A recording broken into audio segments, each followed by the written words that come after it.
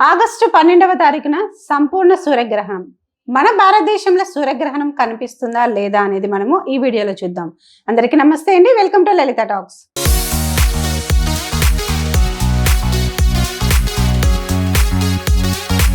ఆకాశంలో ఎంతో ఆసక్తికరమైన ఖగోళ సంఘటనకు ఆగస్టు 12, 2026 వేదిక కానుంది. అదే సంపూర్ణ సూర్యగ్రహణం. అసలు సూర్యగ్రహణం అంటే ఏమిటి? ఆగస్టు 12న గ్రహణం ఎక్కడ కనిపిస్తుంది? భారతదేశంలో కనిపిస్తుందా? మన దేశంలో గ్రహణ సమయాలు ఉంటాయా అనేది మనము ఈ వీడియోలో చూద్దాము.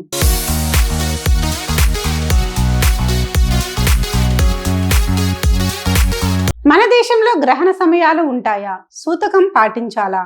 ఆధ్యాత్మికంగా ఈ గ్రహణానికి ఉన్న ప్రాధాన్యత ఏమిటి? ఈ వీడియోలో అయితే చూద్దాము. సూర్యగ్రహణం అంటే ఏమిటి?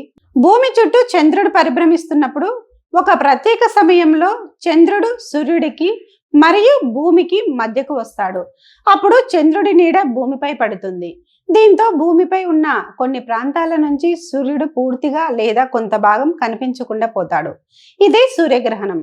ఆగస్టు 12న ఏర్పడేది సంపూర్ణ సూర్యగ్రహణం. నాసా ప్రకారం ఈ గ్రహణం ఉత్తర అర్ధగోళంలోని విస్తారమైన ప్రాంతాలపైన తన నీడను ప్రయాణింపజేస్తుంది. ఆగస్టు 12న గ్రహణం ఎక్కడ కనిపిస్తుందో ఇప్పుడు మనం చూద్దాం. ఈ సంపూర్ణ సూర్యగ్రహణం ప్రధానంగా గ్రీన్లాండ్, ఐస్లాండ్, ఉత్తర రష్యా, స్పెయిన్ మరియు పోర్చుగల్లోని చిన్న ప్రాంతంలో సంపూర్ణంగా కనిపిస్తుంది. ఇక యూరప్, ఆఫ్రికా, ఉత్తర అమెరికాలోని కొన్ని ప్రాంతాలతో పాటు అట్లాంటిక్, ఆర్కిటిక్ మరియు పసిఫిక్ మహాసముద్ర ప్రాంతాల్లో పాక్షిక గ్రహణం కనిపిస్తుంది. అయితే భారతదేశానికి ఒక ముఖ్యమైన విషయం ఉంది. ఆగస్టు 12, 2026 సూర్యగ్రహణం భారతదేశంలో కనిపించదు.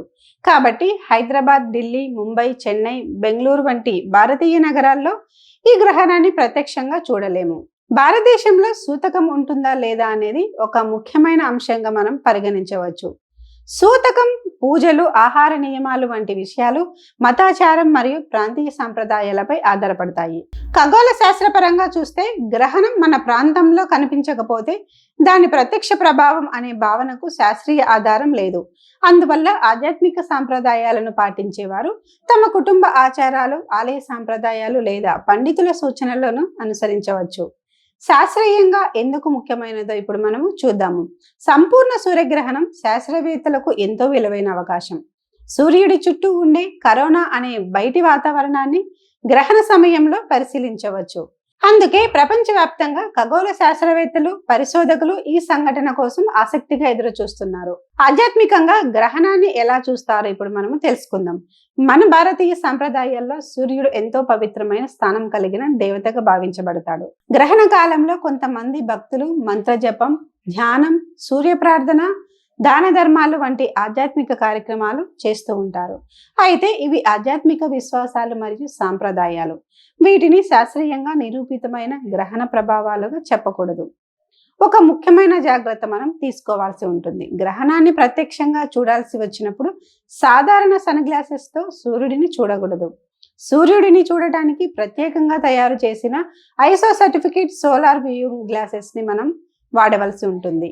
అయితే భారతదేశంలో ఈ ఆగస్టు 12 గ్రహణం కనిపించదు కాబట్టి మన ప్రాంతంలో ప్రత్యక్ష వీక్షణ ప్రశ్నే ఉండదు. ఆగస్టు 12, 2026 ఏర్పడే ఈ సంపూర్ణ సూర్యగ్రహణం ప్రకృతి సృష్టించే అద్భుతమైన ఖగోళ సంఘటన. మనకు కనిపించకపోయినా ప్రపంచంలోని కొన్ని ప్రాంతాల్లో లక్షలాది మంది ఈ అద్భుతమైన దృశ్యాన్ని వీక్షిస్తున్నారు.